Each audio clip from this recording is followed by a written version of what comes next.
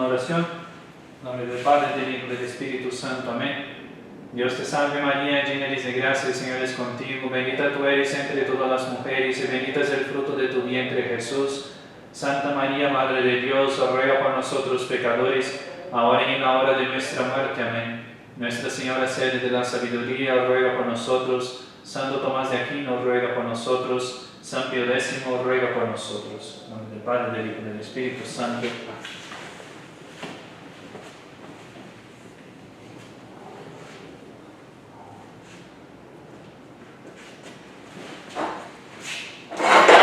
Bien, quizás se den cuenta en relación a la charla anterior, el padre está vestido con la misma ropa, está escrito en el pizarrón todavía la misma cosa.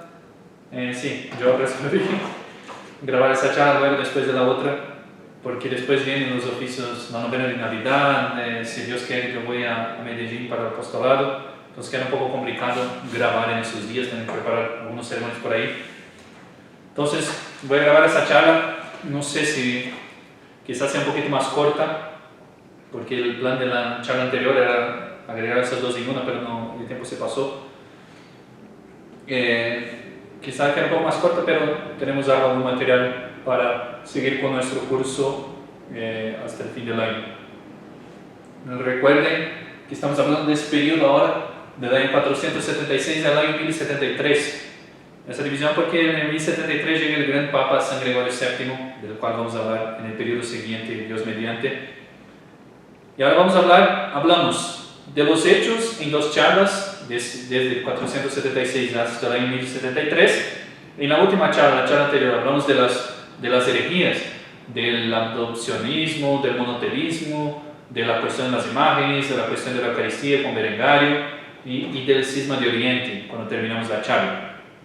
Y hoy vamos a hablar un poco, de manera sucinta, de la vida interior de la Iglesia. Ya hablamos bastante cuando hablamos de los hechos, porque claro, en ese periodo la vida del imperio o de los bárbaros está muy mezclada, con la vida de los papas, con la vida propia de la Iglesia, los estados pontificios, los territorios. Entonces ya hemos hablado bastante, pero vamos a señalar algunas cosas más de ese periodo.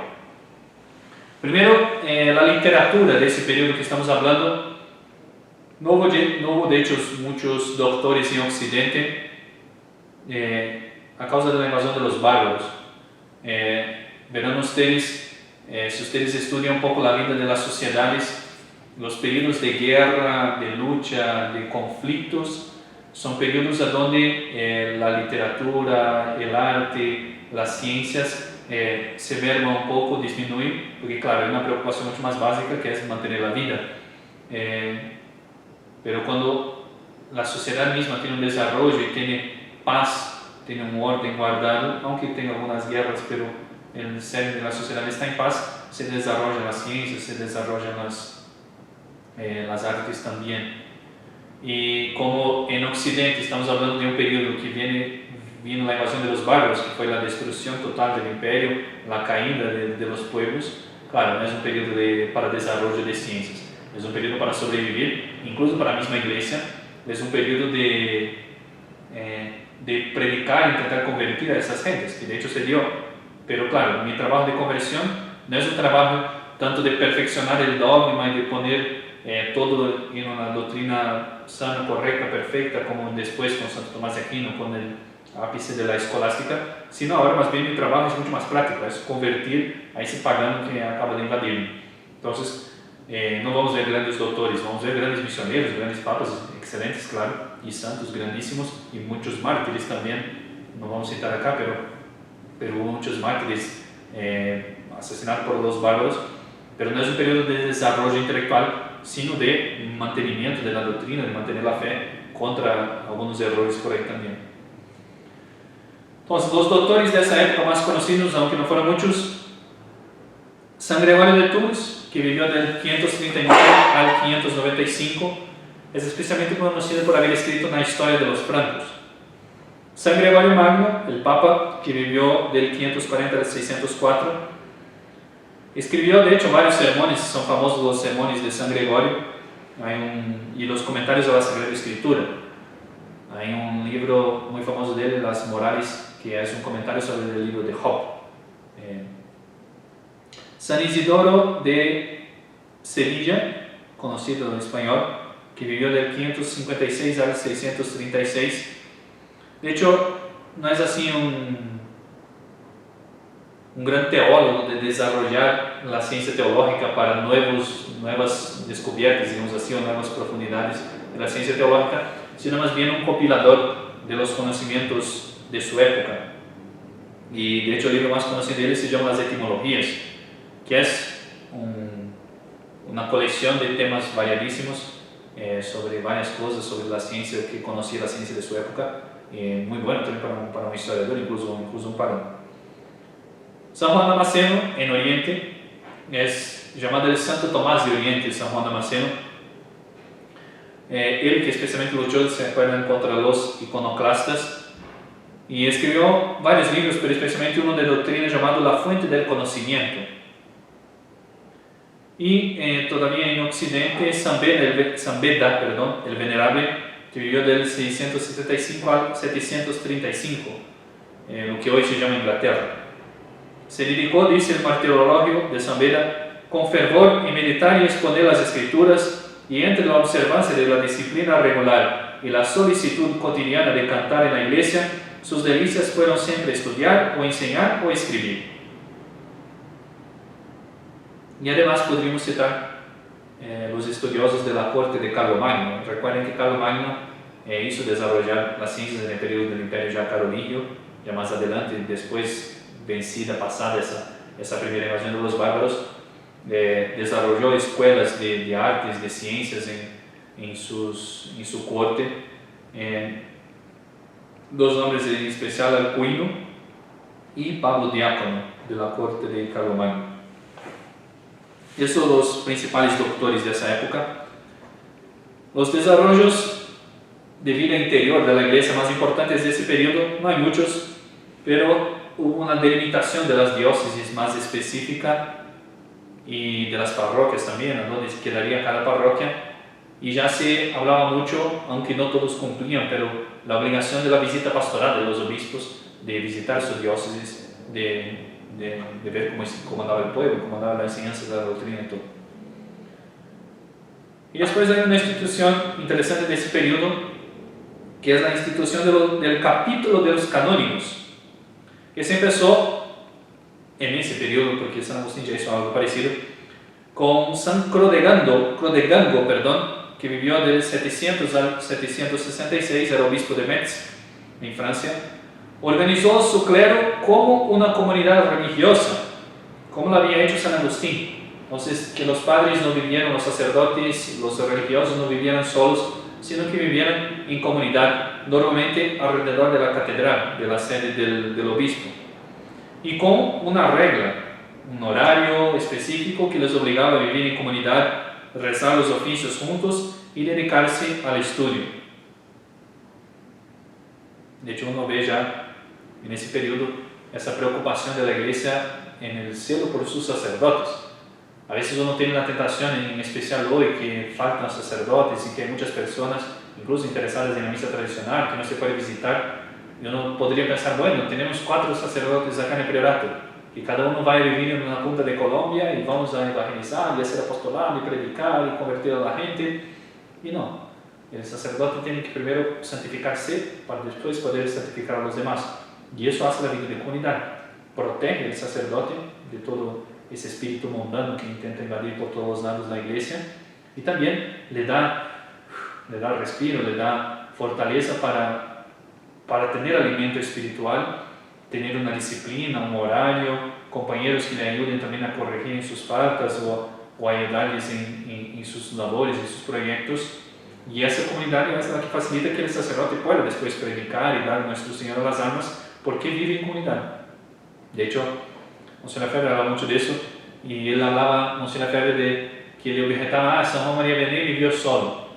Sí, no, estaba solo por mucho tiempo en una parroquia, pero se reunían los decanos de las parroquias vecinas, se reunían periódicamente, tenía también una vida de comunidad, incluso él, y después tu vicario también. Entonces la iglesia siempre miró con buenos ojos esa vida casi religiosa de los sacerdotes, aunque no sean religiosos por título, pero que viven en comunidad.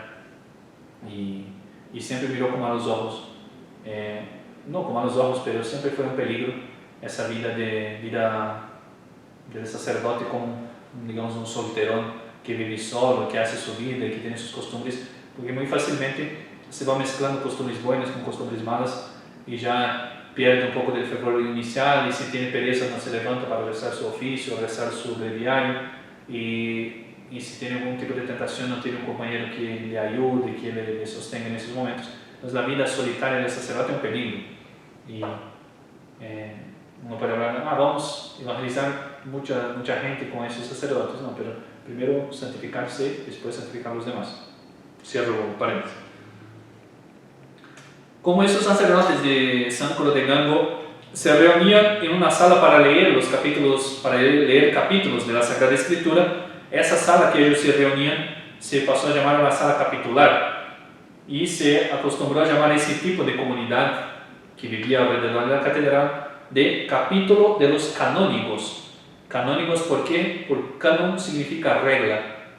De lo capítulo de esos monjes no, de esos sacerdotes que vivían bajo una regla, canónigos, y se reunían en ese lugar para leer capítulos de la Sagrada Escritura. Entonces acabó que quedó conocido como el capítulo de los canónigos.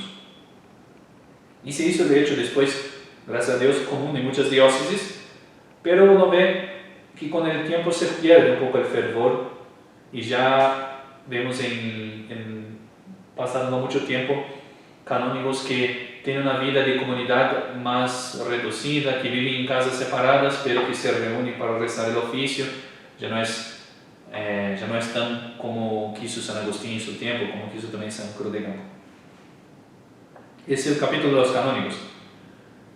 Después hubo, claro, un aumento muy grande de los bienes eclesiásticos. Recuerden que hablaba un poco de los estados pontificios cuando hablaba de los hechos. Y hay varios motivos para eso, para que crezcan los bienes de la iglesia. Primero, las mismas ofrendas dadas en la misa, la colecta del ofertor de la misa, los diezmos. También ayudaba mucho eso, el derecho de inmunidad, que los bienes eclesiásticos no estaban sujetos a los impuestos, pero principalmente se crecía mucho los bienes eclesiásticos por las donaciones de tierra, de príncipes, donaciones de fieles. Pero por eso justamente, infelizmente uno ve ese movimiento, ¿no? Por la virtud de la iglesia, por la virtud de los sacerdotes, los fieles son muy generosos y donan muchas cosas. Pero paso siguiente, también está la tentación de esos sacerdotes de acostumbrarse con esa comunidad, y fue lo que pasó en general, no en todos los lugares, pero las dignidades eclesiásticas, el hecho de ser sacerdote, ser párroco, ser obispo, ser arzobispo, ser papa, pasa a ser como un cargo bien visto, porque tiene muchos bienes. Entonces, además de un cargo de honor, porque es el clérigo, además de un cargo cómodo, porque tiene una vida bastante estable y con dinero. No es nuestro caso hoy, pero pasó mucho en la historia de la iglesia. Y claro, eso da lugar a muchos abusos, porque hay muchos que se hacen sacerdotes y entran para la vida clerical no por el deseo de santidad y de dar a nuestro Señor las armas, sino de buscar esa divinidad sacerdotal, esa divinidad episcopal, esa vida también estable. Y eso da lugar a una plaga muy grande en ese periodo, y que va a pasar para el periodo siguiente, también llamado de la simonía, de vender los bienes eclesiásticos. Decía San Bernardo es el periodo siguiente, pero está cerca de ese periodo, nació en 1091 San Bernardo, decía: ¿cuántos se muestran hoy ajenos a esos sentimientos? Hablando de los buenos sentimientos, me refiero a los que cargaron sobre sí la dirección de las almas. Es imposible referirse a ello sin lamentarlo con gran dolor. En el horno de su avaricia funden el tesoro de la ignominia de Cristo, los animazos, los azotes, los clavos, la lanza, la cruz, a su misma muerte. Todo lo prostituyen, lo venden para hacer un vil negocio, y a toda prisa marcan en sus bolsas el precio de la redención universal. Solo se diferencian de Judas Iscariote en que este valoró todos sus emolumentos en unos pocos denarios.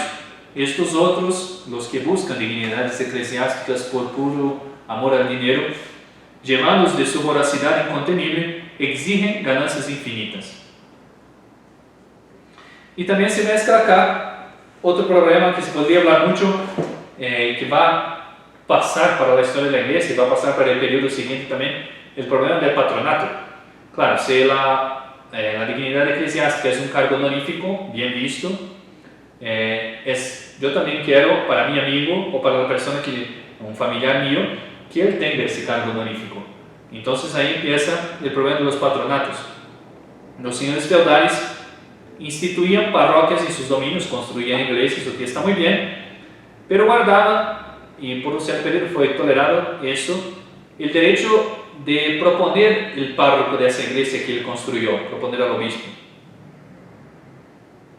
De hecho, es un abuso, fue tolerado al principio, pero después dio lugar a otros abusos, porque queda la parroquia o la diócesis, si es el caso, rehén de la santidad, de la bondad del señor feudal. Si es un buen señor, bueno, yo voy a querer un párroco virtuoso en mi parroquia, bien, excelente, y eso hace mucho bien. Pero si no es un señor virtuoso, va a querer el párroco que sea alguien que favorezca sus intereses, que sea un familiar suyo, y eso da lugar a muchos desórdenes. Y eso se extendió, ese problema de los patronatos se extendió mucho más adelante. Con respecto a los sacramentos y el culto durante este periodo que estamos tratando, durante el siglo VII se hace común la misa privada.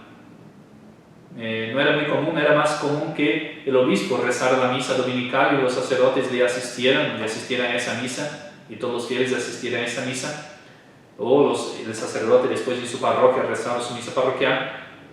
Pero se hace después común en el siglo VII las misas privadas, entendiendo claro el valor de la Santa Misa, lo que significa una Santa Misa, empieza a tener esa costumbre.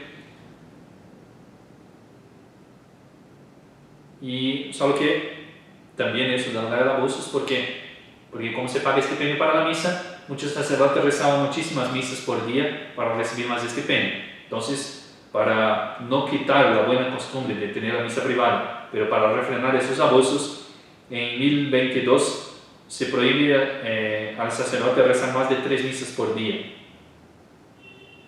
De hecho, hoy en día en el año litúrgico solo 2 días que la liturgia prescribe que se puede rezar 3 misas: el Día de Difuntos, porque el Papa Pío XII, si no me equivoco, lo permitió para rezar por las almas de los que murieron en la guerra, y el Día de Navidad. También se puede rezar 3 misas: la misa del gallo, la misa de la aurora y la misa del día. Fuera de eso, puede ser que pase que un sacerdote rece 3 misas porque tienen que rezar acá, tienen que rezar en Bucaramanga, por ejemplo, y después en Medellín, por ejemplo, ¿no? Pero eso es por necesidad de los fieles, pero no es que son días instituidos para tener 3 misas. Y se puede rezar incluso más, si es necesario.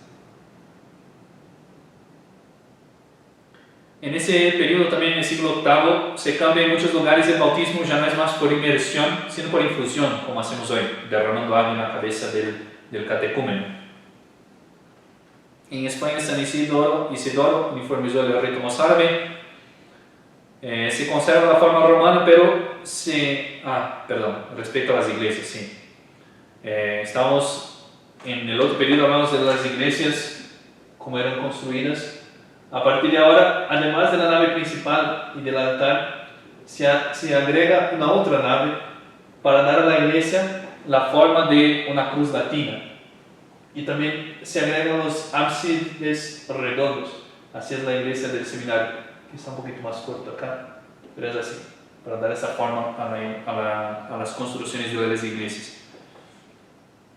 Después se agrega aquí el campanario, que antes siempre era una torre separada, ahora muchas veces ya aparece en esa cúpula de la iglesia, aparece el campanario.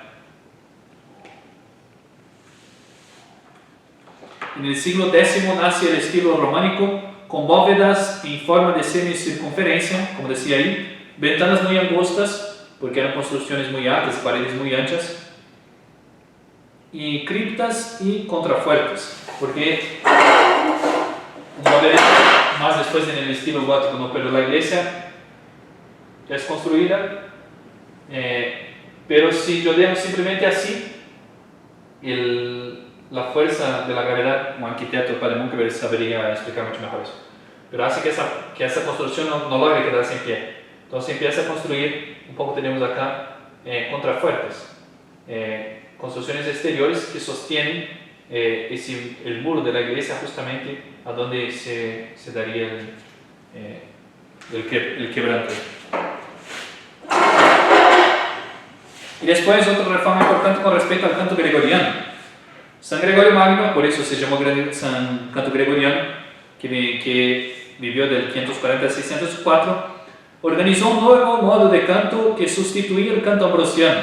Antes era el canto ambrosiano, ¿se recuerda? Que cuando San Ambrosio quedó encerrado en su catedral, él hizo que los fieles cantaran cantos alternados, armonías, pero San Gregorio constituyó un nuevo tipo de canto que llevó su nombre, San Canto Gregoriano. Después Carlomagno fundó escuelas de canto también en Soissons y Metz, y en el siglo VIII se empezaron también el uso de órganos traídos de Oriente, y en el siglo X también, el monje Guido de Arezzo, que vivió del 991 al 1050, aplicó el tetragrama en la métrica para el canto. Antes, si no me equivoco, eran solo 2 líneas, y Guido de Arezzo puso las 4 líneas de las 4 notas que hoy conocemos como Do, Re, Mi, Fa, Sol, La y Si. Si todavía acá no está con Guido de Arezzo. ¿Y por qué esos nombres? Porque componiendo el canto gregoriano en ese tetragrama hay un himno de si no me equivoco, de vísperas de la fiesta de San Juan Bautista, si no es víspera de Laudes. El himno da las notas musicales, los tonos de las notas musicales, y cada letra que empieza el paso para la otra estrofe, para la otra nota, es lo que quedó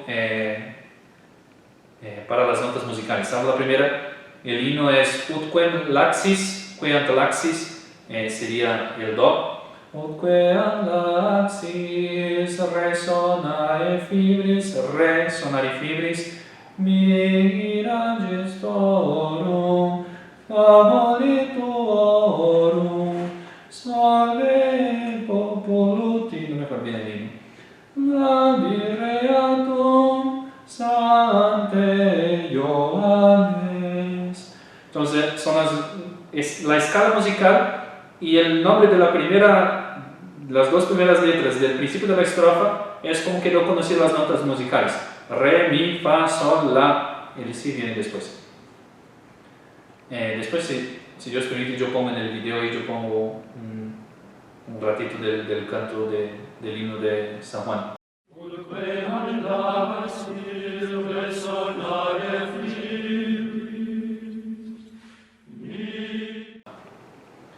Eso para el canto. Y después vamos a hablar un poquito de la vida monástica. De hecho, el monaquismo entró en Occidente ya en el siglo IV, ese tipo de vida eremítica, digamos.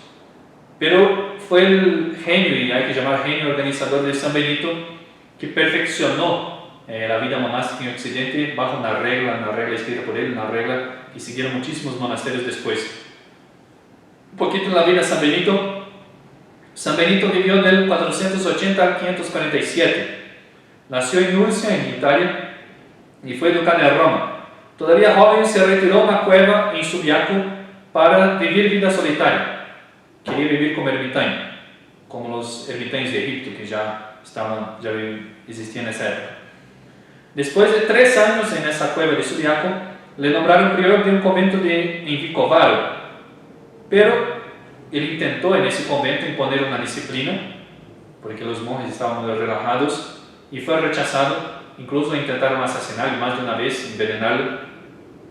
Él se va de ese monasterio pero en 529 funda un monasterio en Monte Cassino, que es el primer monasterio, digamos así, benedictino mismo, en el norte de Nápoles, con una regla relatada por él. Y cerca ahí también construyó un convento para mujeres su hermana, Santa Escolástica, que era de hecho hermana gemela de San Benito. Falleció San Benito en el mismo convento de Monte Cassino en el año 547. Acá traigo, no me acuerdo bien de dónde saqué ese resumen de la regla de San Benito. La regla monasterior o regla monástica estaba formada por 73 capítulos donde San Benito reflejó su método y disciplina. La regla encontraba en la frase ora et labora, ¿se acuerdan que yo hablaba del filioque? Ora et labora, reza y trabaja. Su columna vertebral, viendo el trabajo manual como algo necesario y honroso, imitando de esa forma a Jesucristo y su Padre José, que había sido un dedicado trabajador. De hecho, esos son los pilares de la vida monástica de San Benito, el trabajo, que es hacer la voluntad de Dios en mi deber de Estado, y además un medio también de sostener el monasterio que recibe, que vive de donaciones, normalmente no tiene rentas, pero también con la oración. Y ahora el labor no significa tampoco dos cosas separadas. Cuando yo estoy trabajando, yo estoy rezando, y cuando yo estoy rezando, yo estoy haciendo mi oficio también. Además de la forma concreta de organización de la vida monástica, y San Benito es bien concreto en lo que cómo hay que organizar su monasterio, la regla también describe las virtudes monásticas que son la obediencia, la humildad y el espíritu de silencio. Organiza la liturgia monástica al detalle, llamada Opus Dei por San Benito, la obra de Dios. Ese es el canto del oficio, Opus Dei. Es el corazón de la vida del monje. San Benito otorga una importante posición al abad, al jefe, al superior del monasterio. Representa al Cristo dentro del monasterio. También exige de él una sabiduría y doctrina ejemplares. San Benito advierte al abad que él es responsable de la obediencia de sus discípulos. Debe hacer, por tanto, todo lo que esté en su mano para conducir a sus discípulos a la santidad y hacerse querer más que temer, como dice el capítulo 64 de la regla. Al final de su regla, algunos capítulos representan la quinta esencia del espíritu de San Benito. Insiste en la caridad que debe unir a los monjes, no deben condenarse unos a otros, sino obedecerse unos a otros. Cada uno debe buscar cómo honrar a sus hermanos, dando más prioridad a los intereses de ellos que a los suyos propios, el desapego de la propia voluntad, que es el voto de obediencia, de hecho. Pero la regla no es un fin en sí mismo. El propio San Benito dijo que no era más que un esbozo de una regla. Sirve para encaminar al monje, para abrir horizontes infinitos de doctrina y de virtud. Aquel que la practique alcanzará con la ayuda de Dios la patria celestial hacia la que se dirige. De hecho, la vida monástica es una vida muy hermosa. Hay que tener vocación, no es para cualquiera. Pero uno piensa a veces, no, la vida buena es la más fructífera, es del sacerdote que predica, que da los sacramentos, que confiesa, que va a visitar a los enfermos. Está bien, si el sacerdote está hecho para eso, excelente. Pero la vida monástica santifica al monje, pero por santificar al monje, por el dogma de la comunión de los santos, está dando gracias para toda la iglesia. De hecho, Monseñor Lefebvre, cuando se hizo arzobispo, lo primero que fue buscar congregaciones religiosas de vida monástica, de vida de clausura, para tener en su diócesis, para que rezara por sus sacerdotes, para que rezara para que el apostolado fuera fructuoso. Y de hecho, el sacerdote hace el trabajo, pero quien rega, como dice San Pablo, es Dios, es la gracia. Y esa gracia, mucho se la consigue por la vida sacerdotal, por la vida monástica, perdón. De hecho, no es en vano que hay dos patronos de las misiones en la iglesia, dos santos oficialmente patronos de las misiones: San Francisco Javier, que fue un misionero excelente, pero Santa Teresita del Niño Jesús, que fue una monja de clausura, es patrona de las misiones, claro, porque su oración y su santificación santifica también a las obras de la iglesia. Y de hecho, si uno ve la vida romana con el ataque de los bárbaros, sobrevivió en ese espíritu de la regla de San Benito, y gracias a San Benito y gracias a los monasterios benedictinos, no solo, pero especialmente, porque conservaron la parte buena del modo de vivir romano. La orden benedictina se expandió rápidamente en toda Europa, sufrió mucho después de las invasiones bárbaras y con la decadencia ambiental de la sociedad bárbara, vino a un gran relajamiento a finales del siglo VII, por causa también de una gran disparidad de prácticas. Sin embargo, varias ramas emprendieron la reforma de las costumbres monásticas, especialmente el monasterio de Cluny, fundado por el duque Berno de Guillermo en el año 910. De hecho, hay varios papas que eran monjes benedictinos: Silvestre II, San León IX, Esteban IX, San Gregorio VII, que vamos a hablar después, Víctor III y Urbano II, si no hay más. También grandes teólogos: San Pedro de Damián, Durando, Lanfranco, Acerino, de la misma abadía de Canterbury, Inglaterra, San Anselmo de Cluny, Ricardo de San Víctor, etcétera, etcétera, etcétera. Y hay varias órdenes que siguieron la misma regla de San Benito, aunque no son los benedictinos propiamente, pero siguen la misma regla con un pequeño cambio. Los cistercienses, fundados por San Roberto; los camaldulenses, fundados por San Romualdo; los de Valle Umbrosa, fundados por San Juan Gualberto; los silvestrinos, los olivetanos, etc. Y existieron en la historia de la iglesia millares, y no exagero, millares de monasterios bajo la misma regla de San Benito. Solo Cluny, esa reforma que fundó el duque Berno de Guillermo, solo Cluny tenía, a ver acá, en el siglo XII tenían 2000 casas en Francia, tenían 2000 monasterios, solo hijos de Cluny, que es impresionante. Y fue gracias a la vida monástica que se conservó las virtudes cristianas también, ese ejemplo de virtudes en mirar a un monje y ver a alguien que abandonó todo por amor de nuestro Señor. Después, hablando de la vida interior de la iglesia, para concluir infelizmente con un episodio un poco triste, bastante triste. Ya hubo varias veces en la historia de la iglesia de papas que se disputaron las elecciones, ya había habido, pero en ese periodo hubo 3 papas que se decían verdaderos pontífices. Claro, no eran los 3 pontífices, era uno solo, pero que se decían. ¿Cómo pasó eso? Desde 1012 se apoderó de la serie pontificia la familia de los condes de Túsculo. Recuerden que el papado, el obispado, la parroquia era un cargo honorífico, y especialmente en Italia se disputaba la elección papal entre los descendientes de tal familia. Mi hijo, mi sobrino va a ser papa, y era una dignidad muy grande. Entonces, las familias más poderosas se acaparaban el derecho, digamos así, de elegir al papa, que fue tolerado por la iglesia, no por virtud, sino por la decadencia que se estaba pasando en ese tiempo también. Recuerden que estamos saliendo del siglo de hierro. Los condes de Túsculo, en ese periodo del principio del siglo XI, descendientes de los Teodora, estaban dominando las elecciones papales, digamos así. Benedicto VIII, que reinó del 1012 al 1024, que fue el que coronó al emperador a San Enrique el Santo, Enrique II el Santo, y trabajó con él por la reforma eclesiástica. Vino de esa familia, de la influencia de los condes de Túsculo, y ese fue un buen papa.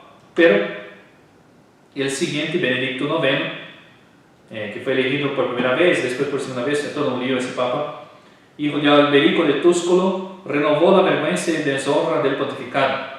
Como desde un principio se dedicaron a la vida escandalosa, fue arrojado de Roma por 2 veces, y la segunda en 1045 los romanos nombraron al antipapa Silvestre III. Entonces estaba el papa Benedicto IX, pero tenía una vida escandalosa. Entonces los romanos le echaron fuera de Roma y eligieron un antipapa en su lugar, Silvestre III. En esas circunstancias fue elegido un eclesiástico romano que tomó por nombre Gregorio VI. Entonces, el papa que fue despojado, porque los romanos quisieron poner en su lugar Silvestre, pero el que fue elegido verdaderamente, Gregorio VI, fue reconocido sin dificultad por el clero y el pueblo. Cerca de 2 años gobernó Gregorio VI con relativa tranquilidad, pero ni el antipapa Silvestre III ni Benedicto IX renunciaron de sus pretendidos derechos. Entonces, queda la cristiandad en ese tiempo con 3 papas: Benedicto IX, Silvestre III y Gregorio VI, el verdadero Gregorio. En esas circunstancias, pues, acudió el piadoso emperador Enrique III para arreglar el asunto. Efectivamente, en un sínodo reunido en Sutri, abdicó Gregorio VI, mientras los dos fueron depuestos. De hecho, no eran verdaderos papas. Si fueran verdaderos papas, tenían un problema en que un concilio depusiera el papa, pero eran antipapas y Gregorio VI renunció. Poco después era elegido Clemente II, que reinó un año solo del 1046 a 1047, el cual, bajo la protección del enérgico Enrique III, inició una era de paz y prosperidad en la Grecia. Empieza con Clemente II. Pero todavía intentó Benedicto IX, que había sido depuesto en el concilio de Sutri, una tercera toma de la posesión de la Santa Sede, un golpe de mano, y así, a la muerte de Clemente II en 1047, se apoderó violentamente de la sede pontificia, el mismo Benedicto IX. Pero Enrique III lo arrojó de Roma e hizo elegir al Papa legítimo Dámaso II, que reinó también en Salomón de 1047 a 1048. Bien, tengo la lista de los papas, pero son muchos, estamos hablando de un periodo bastante grande, desde San Félix III o segundo, porque hay un Félix que es segundo pero es antipapa, hay una diferencia de números solo nomás, hasta Alejandro II que va a morir en 1073, el próximo papa que vamos a hablar es el Papa Gregorio VII, el gran Gregorio VII. Solo hago 3 o 4 referencias a cada uno de los papas, muchos santos papas. El número 56, el Papa 56, fue Juan II, que era romano, que reinó del 533 al 535. ¿Por qué lo nombra él? Porque fue el primer papa que cambió de nombre. Y cambió de nombre porque tenía un nombre pagano de cuna. Se llamaba Mercurio, Pablo. El nombre de él era Mercurio, un dios pagano. Entonces, cuando él fue elegido papa, para no quedar con ese nombre pagano en la silla pontificia, cambió su nombre para Juan. Y era Juan II porque ya había un Juan I, pero que ese antiguo Juan, el 53 de Toscana, era Juan de cuna, pero él no, era Mercurio de cuna y se puso el nombre de Juan II. Después tenemos el 64 Papa, San Gregorio I Magno, San Gregorio Magno, romano de Italia, que era de hecho monje benedictino y fue un gran doctor de la Iglesia. Entre el 91 y el 92 Papa, entre San Zacarías, griego, y Esteban II o tercero, ahí tiene un problema de los números también, hubo un Papa que fue elegido, pero que no fue consagrado, no tomó posesión, porque murió 3 días después de su elección. Y iba a se llamar Esteban, pero no llegó a ser Papa. Algunas listas incluyen como Papa, pero de hecho no llegó a ser coronado. El 96 Papa, San León III, romano también de Italia, que reinó del 795 al 816. ¿Por qué es importante ese Papa? Porque él fue el que coronó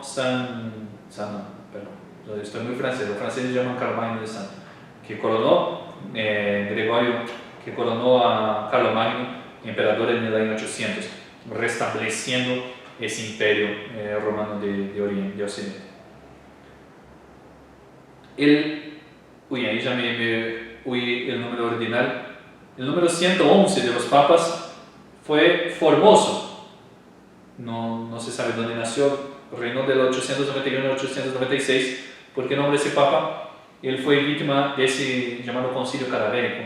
¿Se acuerdan que sacaron del papa de la tumba? Eso hablamos a 2 charlas anteriores, 2 charlas atrás, que sacaron al papa de la tumba, le hicieron juicio para condenarlo, todo un desastre. Ese es el siglo de hierro. El número 130 es el Papa Juan XII, romano de Italia, que reinó del 955 al 964. Lo nombro acá porque fue depuesto por el emperador Otón I. Su sucesor, León VIII, también romano, que reinó del 963 al 965, fue primero antipapa, fue elegido de manera ilegítima, pero después se convirtió papa con la renuncia de Benedicto V. Después tenemos Benedicto V, después el 146 el Silvestre III, romano también, que solo quedó en el año 1045, fue depuesto por el Concilio de Sutri, es decir, antipapa que estamos hablando. Y en esa época tenemos ahí Benedicto IX, que fue el 145 y el 147 Papa, porque él fue depuesto después de Silvestre y volvió a la sede de Roma en la segunda vuelta en el año 1045. Después fue depuesto por el concilio de Sutri, intentó una tercera entrada, pero fue depuesto por el emperador. Está ahí también Gregorio VI, romano de Italia, que después abdicó en ese mismo concilio de Sutri que habíamos hablado. Y viene Clemente II, el que fue elegido después de ese concilio, y el tercer intento de Benedicto, después de Clemente, la tercera vuelta de Benedicto IX, que fue después dispuesto y excomulgado. Y ahí siguen Damaso II, San León IX, Víctor II, Esteban IX o X, Nicolás II, que fue muy buen papa y empezó una gran reforma en la iglesia, y Alejandro II de Milán. Y el siguiente que vamos a hablar en el próximo periodo es Gregorio VII. Bien, quedamos por acá, queda un poquito más corta esta charla, un regalo de Navidad, una charla más corta. También mi garganta no da porque acabo de grabar la charla anterior. El próximo año que vamos a ver la charla, si Dios mediante, vamos a empezar el nuevo periodo a partir del año 1073 y vamos a hablar ahí del apogeo de la cristiandad. Vamos a pasar por Santo Tomás de Aquino, vamos a pasar por San Gregorio VII, mismo el Papa. Vamos a hablar ahí de las cruzadas, ya vamos a hablar de San Bernardo. Creo que ya empezamos a tomar el tema de la Inquisición. Bueno, ahí vamos. Pero ya va a ser el próximo año. Por ahora quedamos por acá. Bien, feliz Santa Navidad. Si esta charla se publica antes de Navidad. Feliz Santo Año Nuevo también, si esta charla se publica antes del Año Nuevo. Y bueno, agradecemos por el tiempo.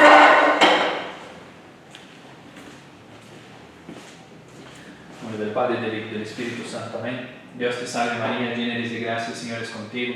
Bendita tú eres entre todas las mujeres y bendito es el fruto de tu vientre, Jesús. Santa María, Madre de Dios, ruega por nosotros pecadores, ahora y en la hora de nuestra muerte. Amén. Nuestra Señora, sede de la sabiduría, ruega por nosotros. Santo Tomás de Aquino, ruega por nosotros. San Pío X, ruega por nosotros. En nombre del Padre, del Hijo y del Espíritu Santo. Amén.